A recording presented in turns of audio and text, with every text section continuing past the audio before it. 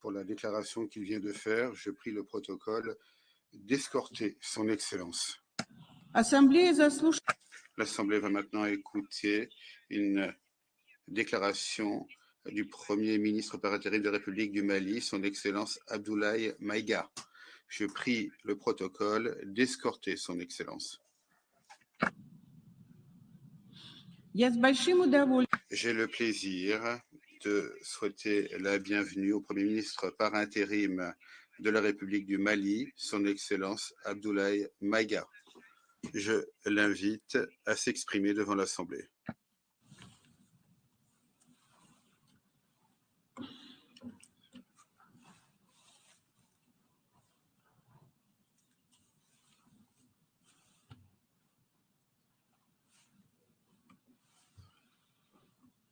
Monsieur le Président de l'Assemblée générale, Mesdames et Messieurs les chefs d'État et de gouvernement, Monsieur le Secrétaire général de l'Organisation des Nations unies, Mesdames et Messieurs, de prime abord, je voudrais m'acquitter de l'agréable devoir de vous adresser les chaleureuses salutations du peuple malien, riche de sa diversité culturelle, religieuse et ethnique, ainsi que celle de son Excellence, le colonel Assimi Goïta, président de la transition, chef de l'État.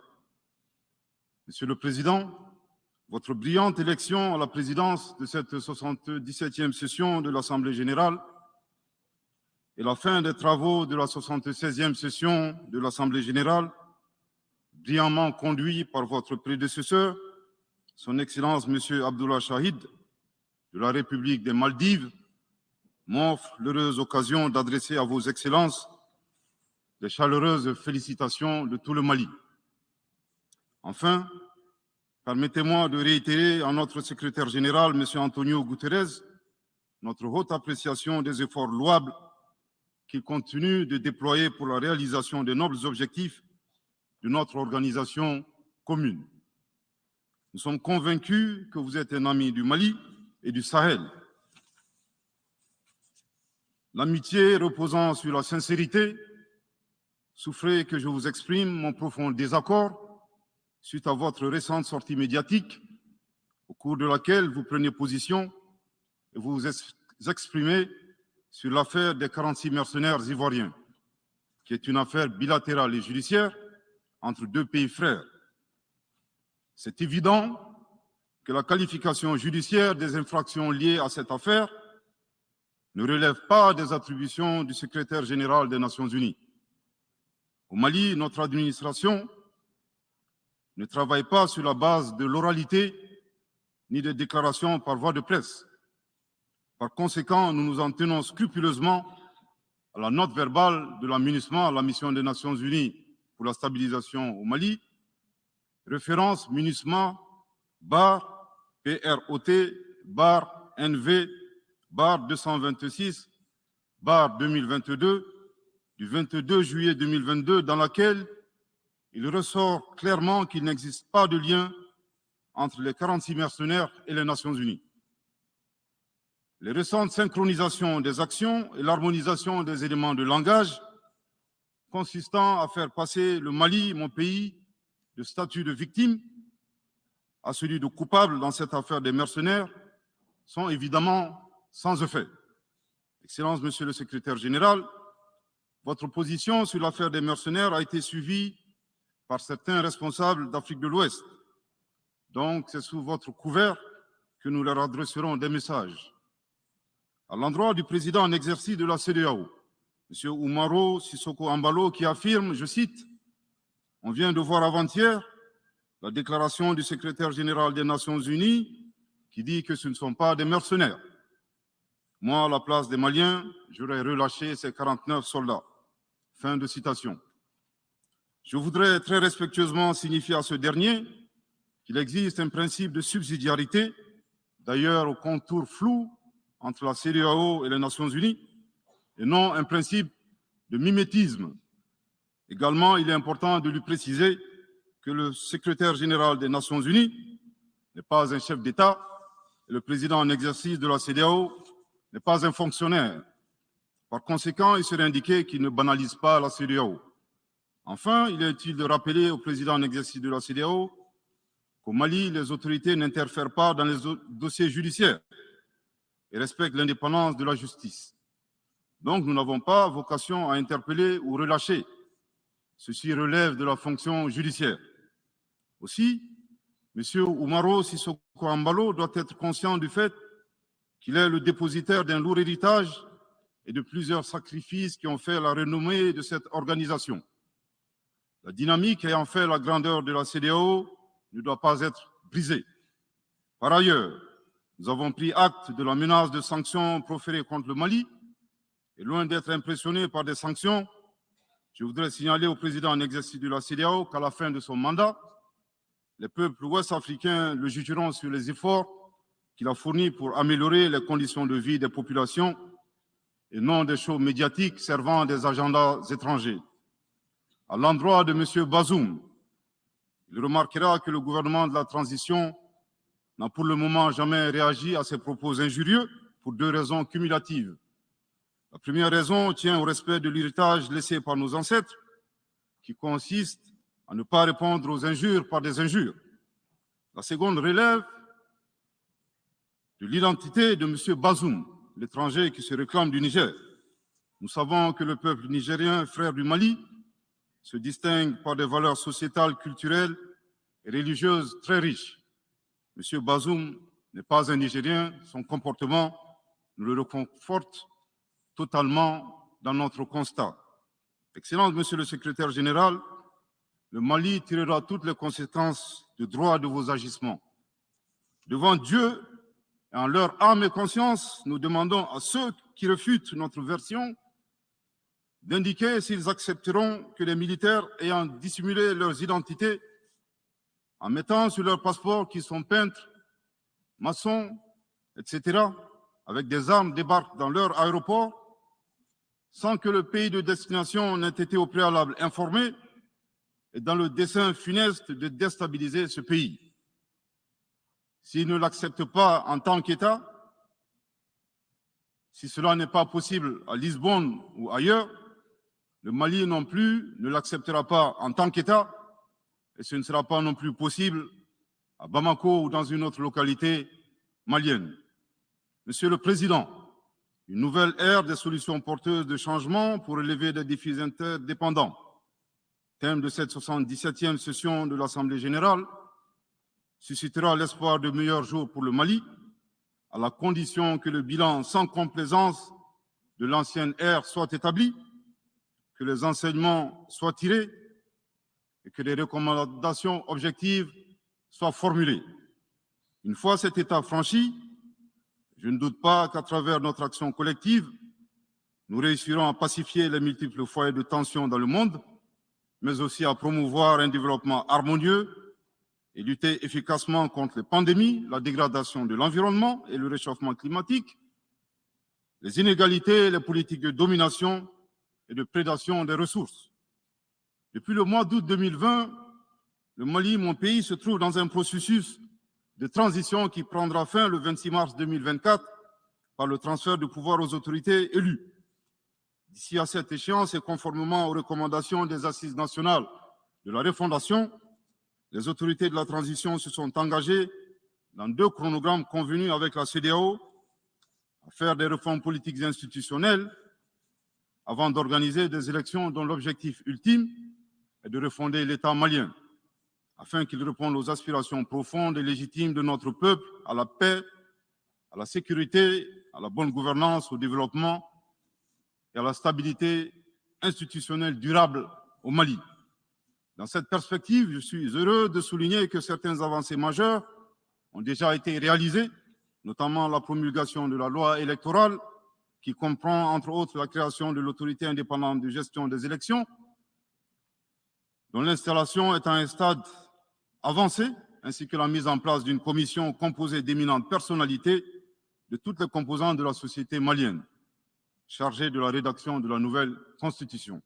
Monsieur le Président, sur un autre plan, peu de gens savent que le Mali est le seul pays au monde dans lequel se superposent et se déroulent simultanément 4 types d'insécurité: le terrorisme, les conflits communautaires manipulés par les terroristes et leurs sponsors étatiques étrangers, la criminalité transnationale organisée et les actions violentes d'individus isolés.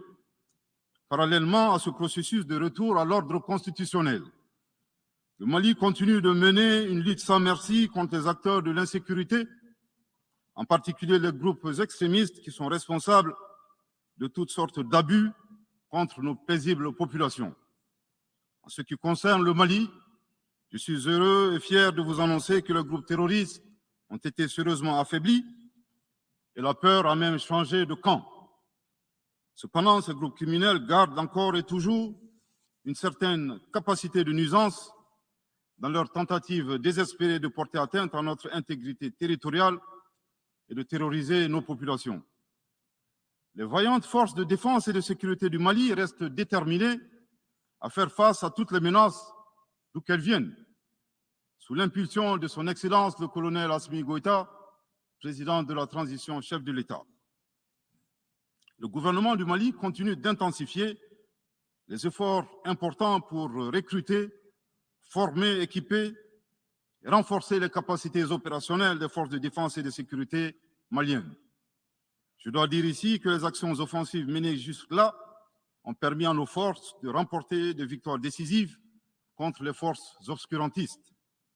Elles ont également permis à l'État de reprendre pied et de réaffirmer son autorité sur une grande partie du territoire national, ainsi que de favoriser le retour de plusieurs milliers de nos compatriotes dans leur localité d'origine. Cependant, nous savons que la solution uniquement militaire ou sécuritaire a ses limites. C'est la raison pour laquelle, en appui à l'action militaire, le gouvernement du Mali s'est doté d'une stratégie globale et intégrée, comprenant des mesures politiques, sociales, de développement, y compris la fourniture des services sociaux de base à nos populations durement affectées par la crise multiforme que nous traversons depuis janvier 2012, avec comme objectif la restauration de l'autorité de l'État sur l'ensemble du territoire national. Dans cette dynamique, le gouvernement du Mali a approuvé le 24 août dernier la stratégie nationale de stabilisation des régions du centre et son plan d'action 2022-2024. Cette stratégie traduit la volonté des autorités de la transition d'avoir une approche holistique de la stabilisation des régions du centre. Elle vise à faire du centre une zone stable et prospère où les communautés sont réconciliées et vivent en harmonie avec leurs voisins. Parallèlement, la mise en œuvre diligente et intelligente de l'accord pour la paix et la réconciliation au Mali, issu du processus d'Alger, demeure une priorité stratégique des autorités de la transition. En tant qu'instrument pacifique de résolution durable de crise que traverse le Mali dans sa partie nord, je dois dire que je suis particulièrement heureux des conclusions de la deuxième réunion de niveau décisionnel des parties à l'accord, tenue à Bamako du 1er au 5 août 2022. Cette importante réunion qui a regroupé les parties signataires et la médiation internationale a permis de lever certains obstacles afin de relancer le processus de mise en œuvre de l'accord. Poursuivant cette dynamique positive et progressive du processus de paix, la 6e réunion de haut niveau du comité de suivi de l'accord, CSA, s'est tenue à Bamako il y a à peine quelques semaines, le 2 septembre 2022. Cette session du CSA est un signal fort de la volonté des parties à s'engager dans une nouvelle dynamique en vue de parachever la mise en œuvre de l'accord. Je réaffirme ici notre attachement à ce processus, dont la réussite demeure l'une des conditions sine qua non de la stabilité durable du Mali. C'est le lieu pour moi de saluer une fois de plus le rôle actif de l'Algérie et l'accompagnement de l'équipe de médiation internationale. Je n'oublie pas ici la situation des réfugiés maliens dans les pays voisins, que je salue au passage pour leur hospitalité à l'égard des nôtres. Je n'oublie pas non plus celle de nos compatriotes déplacés internes. Je veux les rassurer que le gouvernement du Mali reste très attentif à leur situation précaire et que tous nos efforts visent à créer les conditions propices à leur retour dans la sécurité et la dignité en vue de leur participation effective à la vie de la nation. Monsieur le Président, dans sa difficile quête pour la paix, la stabilité et le développement durable, le peuple malien reste reconnaissant des efforts et des sacrifices consentis par la MINUSMA de sa création en juillet 2013 à nos jours, visant à aider le Mali à restaurer son autorité sur l'ensemble de son territoire. C'est pourquoi je tiens à rendre hommage au nom du peuple et du gouvernement malien à la mémoire de toutes les victimes maliennes comme étrangères, civiles comme militaires, tombées sur le champ d'honneur au Mali. Cela dit, il nous faut reconnaître que près de 10 ans après son établissement, les objectifs pour lesquels l'aménagement a été déployé au Mali ne sont pas atteints, et ce, en dépit des nombreuses résolutions du Conseil de sécurité. C'est pourquoi le gouvernement du Mali réitère sa demande, maintes fois exprimée, d'un changement de paradigme, d'une adaptation de l'aménagement à l'environnement dans lequel elle est déployée et d'une meilleure articulation de cette mission avec les autorités maliennes. Dans cette perspective, il est extrêmement important pour l'aménagement de rester une force d'appui au Mali dans sa quête de stabilité. Le gouvernement du Mali dénonce les influences extérieures négatives et les tentatives d'instrumentalisation de certaines entités légalement présentes au Mali pour servir des agendas cachés, y compris à travers l'exploitation de la question des droits de l'homme aux fins de déstabilisation. Monsieur le Président, le monde se souviendra qu'après avoir été abandonné en plein vol le 10 juin 2021 par la France, qui a unilatéralement décidé de retirer la force Barkhane du Mali, mon pays a été ensuite poignardé dans le dos par les autorités françaises. La précision est d'autant plus utile que nous refusons tout amalgame avec le peuple français que nous respectons. Les autorités françaises, profondément anti-françaises, pour avoir régné les valeurs morales universelles et trahi le lourd héritage humaniste des philosophes des Lumières, se sont transformées en une junte au service de l'obscurantisme. Je répète, les autorités françaises, profondément anti-françaises, pour avoir régné les valeurs morales universelles et trahi le lourd héritage humaniste des philosophes des Lumières, se sont transformées en une junte au service de l'obscurantisme. Je répète pour une dernière fois.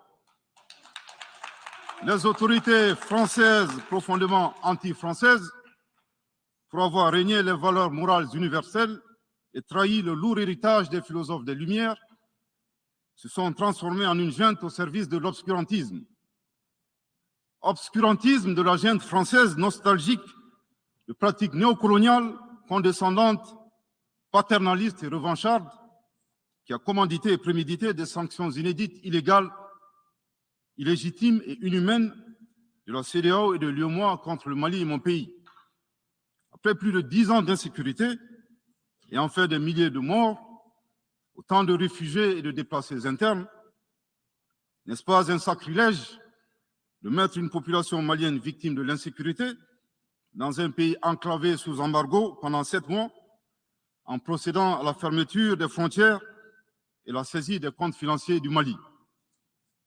Grâce à sa résilience et à la solidarité des pays amis et des peuples africains, le peuple malien a tenu et a déjoué les pronostics de ses adversaires. Obscurantisme de la junte française qui s'est rendue coupable d'instrumentalisation des différences ethniques, en oubliant si vite sa responsabilité dans le génocide contre les Tutsis au Rwanda, coupable également de tenter désespérément de diviser les Maliens, enfants d'une même famille.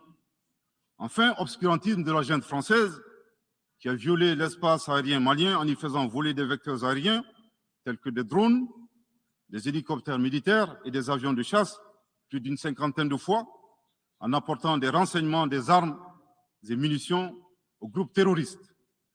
Afin de se donner une bonne conscience, la junte française accuse le Mali de n'avoir pas été reconnaissant en se gargarisant de la mort regrettable de 59 soldats français au Mali lors de diverses opérations de lutte contre le terrorisme. À cette triste accusation, nous rappelons que dans la majorité des interventions d'officiels maliens et des cérémonies, nous rendons systématiquement un hommage à l'ensemble des victimes de l'insécurité au Mali, sans distinction de nationalité, donc y compris les 59 Français décédés. Aussi, nous les invitons à ne pas s'arrêter à si bon chemin et de remonter le temps, en passant par leur intervention en Libye, décriée par toute l'Afrique, sans oublier la participation forcée des milliers d'Africains à la Première et la Seconde Guerre mondiale, sans oublier la traite négrière qui explique le sort économique de beaucoup de pays. Combien d'Africains sont-ils morts pour la France et le monde libre dans lequel nous vivons? Monsieur le Président, eu égard à la gravité des faits commis par la junte française, le Mali, dans sa lettre en date du 15 août 2022, a demandé la tenue d'une réunion d'urgence du Conseil de sécurité des Nations Unies. Cette réunion a pour objet de permettre au Mali de présenter les éléments de preuve en sa possession, démontrant que l'armée française a agressé en de maintes reprises mon pays, en violant de manière répétitive et fréquente l'espace aérien malien, sans autorisation des autorités maliennes, et parfois en falsifiant des documents de vol. Plus grave, Monsieur le Président, le Mali sera en mesure de prouver que la junte française a fourni des renseignements et des armes à des groupes terroristes. Le gouvernement du Mali s'interroge sur les raisons qui poussent cet État membre du Conseil de sécurité, de surcroît assurant la présidence de cet organe, à faire obstacle au débat en vue de la manifestation de la vérité. Le monde doit être édifié sur les faits graves qui se sont déroulés au Mali et qui sont à la base de l'aggravation de l'insécurité et de la déstabilisation du Mali et du Sahel. Par la saisine du Conseil de sécurité, le gouvernement du Mali entend mettre cet important organe chargé à titre principal du maintien de la paix et de la sécurité internationale face à ses responsabilités et dénoncer les agissements de la junte française contre mon pays. Ces actes hostiles sont incompatibles avec la Charte des Nations Unies et son statut de membre permanent.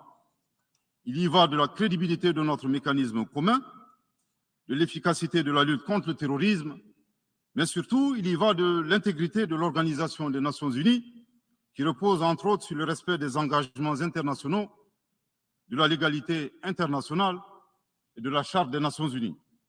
Monsieur le Président, il semble opportun pour le Mali de demander votre implication personnelle auprès du Conseil de sécurité des Nations Unies afin que notre demande aboutisse pour que cesse la duplicité et la guerre par procuration imposée à mon pays. Monsieur le Président, dans la lutte contre le terrorisme et l'extrémisme violent, le gouvernement du Mali est fortement interpellé sur la question des droits de l'homme. Je tiens à souligner que les droits de l'homme constituent avant tout des valeurs qu'incarne chaque Malien. Aussi, le gouvernement du Mali reste déterminé à les respecter et à les faire respecter, conformément à sa politique de tolérance zéro contre l'impunité. Et cela par fidélité à nos valeurs ancestrales inscrites dans la charte de Kouroukanfouga, proclamée en 1236 par l'empereur du Mali, Soundiata Keïta. Le Mali, berceau de grandes civilisations, héritier de grands empires, terre de brassage, d'hospitalité et de tolérance, fait de la promotion et de la défense des droits de l'homme une priorité nationale. C'est pourquoi je réaffirme avec force que les opérations militaires des forces de défense et de sécurité du Mali sont conduites dans le strict respect des droits de l'homme et du droit international humanitaire. Cependant, comme je viens de le souligner, le gouvernement du Mali s'oppose avec véhémence à l'instrumentalisation de la question des droits de l'homme à des fins politiques, de positionnement, voire de chantage ou d'intimidation. De même, nous regrettons la sélectivité observée entre les droits des populations dont des villages entiers sont massacrés et rasés, qui ne suscitent presque pas d'indignation particulière, et la manipulation communicationnelle faisant passer des terroristes neutralisés sur le champ de bataille pour des civils innocents. Monsieur le Président, pour terminer, je dirais que le peuple malien a décidé de prendre son destin en main. Il soutient pleinement le gouvernement dans la refondation du Mali, ainsi que le retour à un ordre constitutionnel apaisé et sécurisé en mars 2024, à l'issue d'élections libres, transparentes et crédibles. La réalisation de ces vastes chantiers exige du gouvernement de poursuivre et d'intensifier les efforts en vue de l'amélioration continue de la situation sécuritaire dans le pays et de la protection des personnes et de leurs biens. À cet égard, je me réjouis de la tenue à Lomé, le 6 septembre dernier, de la 3e réunion du groupe de suivi et de soutien à la transition. Les conclusions de cette importante rencontre, notamment la reconnaissance des progrès réalisés par la transition et les appels lancés en faveur de la mobilisation de tous les partenaires du Mali pour consolider leur appui politique, économique, technique et financier à la République du Mali, ainsi que pour soutenir les efforts des autorités de la transition du Mali en vue d'un retour harmonieux à l'ordre constitutionnel. Je voudrais rappeler que la transition au Mali résulte de plusieurs années de dysfonctionnement de notre jeune démocratie qui a engrangé quelques résultats positifs. Malheureusement, à l'heure du bilan, les passifs sont plus importants que les actifs, d'où la survenance de la transition. Je saisis cette opportunité qui m'est offerte pour remercier chaleureusement notre respecté aîné, son Excellence le Président Alassane Dramane Ouattara, pour les sages et éclairés conseils qu'il nous a prodigués dans son allocution mémorable à cette 77e session de l'Assemblée générale des Nations unies. Je voudrais le rassurer que les autorités de la transition malienne n'ont d'autres objectifs que de faire des réformes politiques et institutionnelles avant d'organiser des élections, tout en luttant obstinément contre le terrorisme. Ces réformes permettront d'améliorer la gouvernance et toutes les dispositions seront prises pour que la démocratie malienne soit la plus enviée au monde. Dans ce chantier, nous prêterons une attention particulière au 3e mandat, qui ne sera pas possible. Le 3e mandat. Le troisième mandat pour un public moins averti consiste pour un président de la République d'effectuer une manœuvre en 4 temps, en vue de conserver le pouvoir pour lui seul et son clan. Premier temps, presque en fin de second mandat, donc en principe non rééligible, il s'agit pour le président de la République sortant de déclencher une révision constitutionnelle de manière non consensuelle. Deuxième temps, au cours de cette révision constitutionnelle, le président de la République sortant modifiera quelques dispositions constitutionnelles. Troisième temps, une fois la nouvelle constitution adoptée, sur fond de crise politique naturellement, le président sortant devient candidat en violation de la limitation du nombre de mandats à 2. Sa candidature est alors justifiée par l'adoption de la nouvelle constitution et le prétexte est tout trouvé. La limitation du nombre de mandats à 2 concernait l'ancienne constitution. Par conséquent, il est candidat au regard de la nouvelle constitution adoptée. Quatrième temps, une farce électorale est organisée. Forcément, il remporte les élections et s'ensuit une chasse impitoyable aux opposants politiques, dont certains sont arrêtés, d'autres s'exilent et d'autres assassinés. Les allégeances sont obtenues grâce au pouvoir de l'argent, le clientélisme et les intimidations. Dans un langage plus simplifié et en référence à une métaphore footballistique, le troisième mandat est une magie. C'est l'art de se dribbler soi-même tout en gardant le ballon.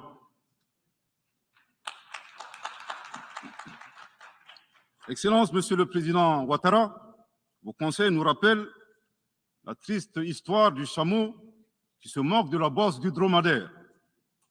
Malgré les efforts tangibles de la transition malienne, dans la mise en œuvre des chronogrammes des réformes politiques et institutionnelles et celui des élections, salués par la communauté internationale, Madame la ministre des Affaires étrangères de la junte française, à qui le Mali n'a pourtant rien demandé, a estimé qu'il n'y avait pas eu de progrès, oubliant que nul ne peut aimer le Mali plus que les Maliens eux-mêmes. Sa position singulière et son adversité ne nous surprennent guère. Victor Hugo, dans Claude Gueux, a classé le genre humain en 2 catégories, en indiquant, je cite, qu'il y a des hommes qui sont fers et des hommes qui sont aimants, fin de citation. Madame le ministre, dont il s'agit malheureusement, n'est ni fer, ni aimant, elle est hideusement sui generis. Devant l'incertitude et les situations étrangères, le peuple malien adopte une attitude prudente. C'est ce que l'écrivain et le sage Amadou Hampâté-Bâ met en relief en conseillant dans l'étrange destin de Wangrin que, je cite, « Si observer est une qualité, savoir se taire préserve de la calamité. Fin de citation. Madame le ministre de la Junte française, le Mali vous conseille de vous contenter d'observer sa situation. C'est l'occasion pour moi de saluer les relations de coopération exemplaires et fructueuses entre le Mali et la Russie, tout en réaffirmant que le Mali reste ouvert à tous les partenaires qui souhaitent l'aider à relever les défis multiples qui l'assaillent, dans le respect strict de sa souveraineté, de son unité et de la dignité du peuple malien. Le Mali rappelle que, conformément à la vision du colonel Assimi Goïta, président de la transition chef de l'État, 3 principes guident l'action publique nationale. Premier principe, le respect de la souveraineté du Mali. Deuxième principe, le respect des choix stratégiques et de partenaires opérés par le Mali. Troisième principe, la prise en compte des intérêts vitaux du peuple malien dans les décisions prises. En application de ces principes, le Mali reste disposé à poursuivre et à renforcer ses relations de bon voisinage avec l'ensemble des pays qui l'entourent. De même, le Mali, fidèle à son engagement panafricain, continuera à œuvrer au sein des organisations sous-régionales et régionales pour la réalisation de l'intégration africaine. Également, l'atteinte des objectifs de la transition requiert l'accompagnement de l'ensemble des partenaires du Mali, y compris les Nations Unies. J'en appelle donc aux amis du Mali à rester mobilisés aux côtés du gouvernement en vue de l'aider à relever ensemble ces défis importants. Pour la grande majorité des États du monde, convaincus par le respect mutuel et le partenariat gagnant-gagnant, je leur garantis que les portes du Mali leur sont grandement ouvertes et les Maliens les accueilleront les bras ouverts. Pour la minorité qui serait tentée de ne pas respecter ces principes, nous leur promettons qu'ils feront face à des millions de Assimi Goïta, soucieux de défendre leur honneur, leur dignité et leurs intérêts vitaux. Je terminerai en donnant 2 conseils aux nostalgiques de la domination. Ayez le sens de l'empathie en traitant les autres comme vous voudrez être traités ou en ne faisant pas aux autres ce que vous ne voudrez pas qu'on vous fasse. Le second conseil, revoyez vos copies, revoyez vos modèles, revoyez vos logiciels pour intégrer le changement de mentalité et l'évolution du monde dans vos grilles de lecture et d'analyse. Sortez du passé colonial et entendez la colère, la frustration, le rejet qui remonte des villes et campagnes africaines, des populations africaines, et comprenez que ce mouvement est inexorable. Grâce au principe de la multiplication fractale, vos intimidations et vos actions subversives n'ont fait que grossir le rang des Africains soucieux de préserver leur dignité. S'il n'était qu'une centaine aux indépendances, aujourd'hui nous sommes des millions, et demain, tant que les paradigmes inégalitaires demeureront, nous serons des milliards. Le Mali et son peuple ne seront pas des spectateurs face aux assauts et l'adversité. Pour chaque mot employé de travers, nous réagirons par réciprocité. Pour chaque balle tirée contre nous, nous réagirons par réciprocité. C'est à ce prix qu'une nouvelle ère sera une réalité avec des solutions porteuses de changement pour relever des défis interdépendants, avec des États interdépendants et en valorisant l'homme sans distinction aucune, notamment de race, de couleur, de sexe, de langue, de religion, d'opinion politique ou de toute autre opinion, d'origine nationale ou sociale, de propriété, de naissance ou de toute autre situation telle que stipulée à l'article 2 de la Déclaration universelle des droits de l'homme. Que Dieu bénisse le Mali et préserve les Maliens des forces obscurantistes et destructrices du monde. Que Dieu bénisse l'Afrique et préserve les Africains des forces obscurantistes et destructrices du monde. Que Dieu bénisse le monde et préserve l'humanité entière des forces obscurantistes et destructrices du monde. Je vous remercie de votre très aimable attention.